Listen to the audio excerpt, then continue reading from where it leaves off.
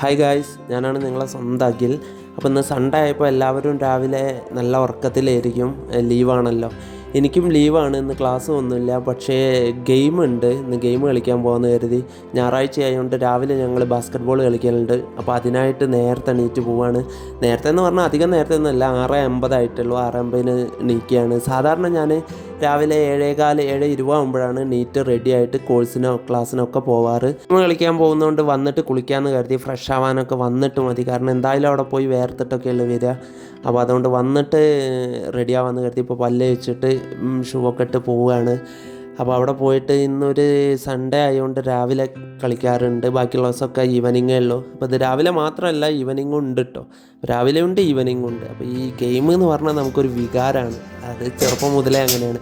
Game കളിക്കാൻ അത്യാവശ്യം stamina വേണമുണ്ട്. ഇന്നലെ ഞാൻ ബദാമും ഇതൊക്കെ വെള്ളത്തിലിട്ടത് കഴിച്ചിട്ടാണ് പോകുന്നത്. മുന്നേ ചെറുപ്പത്തിൽ ഞാൻ പറഞ്ഞിട്ടുണ്ടല്ലോ, എനിക്ക് ഫുട്ബോൾ കളിക്കാനും വോളിബോൾ കളിക്കാനും ഒക്കെ ആയിരുന്നു ഇഷ്ടം. പക്ഷേ ഇപ്പോൾ അത് പറ്റാത്തതുകൊണ്ട് ഇതാണ് എൻ്റെ ഗെയിം. അപ്പോൾ നമുക്ക് പറ്റുന്ന രീതിയിലുള്ള ഗെയിം ഇപ്പോൾ കളിക്കണമല്ലോ. ഫുട്ബോൾ പറ്റുന്നില്ല വെച്ചിട്ട് അങ്ങനെ ഇരിക്കാൻ പറ്റില്ലല്ലോ, എന്നെക്കൊണ്ട് എന്തായാലും പറ്റില്ല. അപ്പോൾ ഇപ്പോൾ ഏത് രീതിയിലാണോ കളിക്കാൻ പറ്റുന്നത് ആ ഗെയിം കളിക്കും. അതുകൊണ്ട് പറ്റുന്ന ഗെയിമാണ് ഇപ്പോൾ ബാസ്ക്കറ്റ് ബോൾ, അത് കളിക്കും. അങ്ങനെ ഇന്നത്തെ ഗെയിം കഴിഞ്ഞ് സൺഡേ ഇനി ഈവനിങ് ആണ്. അപ്പോൾ അതുവരെ ഇനി റെസ്റ്റ്. ഇന്ന് വീട്ടിൽ പുട്ടാന്ന് തോന്നുന്നു, അവൾ പുട്ടുംപൊടിയും കൊണ്ട് വരാൻ പറഞ്ഞിട്ടുണ്ട്. ഇപ്പോൾ വിളിച്ചു പറഞ്ഞാൽ പുട്ടുംപൊടി വാങ്ങണമെന്ന്. അപ്പോൾ ഇന്ന് പുട്ടും കൂട്ടിയിട്ട് ഒരു പിടി പിടിക്കണം. കാരണം എന്താ, കളിച്ച് നന്നായിട്ട് 1.5 മണിക്കൂറാണ് കളിച്ച്. നല്ല ക്ഷീണമുണ്ട്. ഗെയിം കളിച്ച് കയ്യിൻ്റെ കോലം കണ്ടില്ലേ.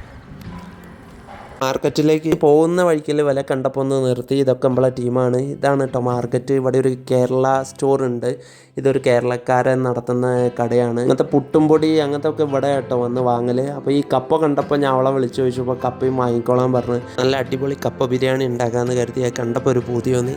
അങ്ങനെ ഇതാ വീട്ടിലെത്തിയിട്ട് ക്വാർട്ടറിലെത്തി. അവളെ ഞാൻ ഒന്ന് ഫ്രഷായി കുളിയൊക്കെ കഴിഞ്ഞ് വന്നപ്പോൾ നല്ല പുട്ടുണ്ടാക്കി വെച്ചിട്ടുണ്ട്. എള്ളിട്ടിട്ടാട്ടോ പുട്ടുണ്ടാക്കിയത്.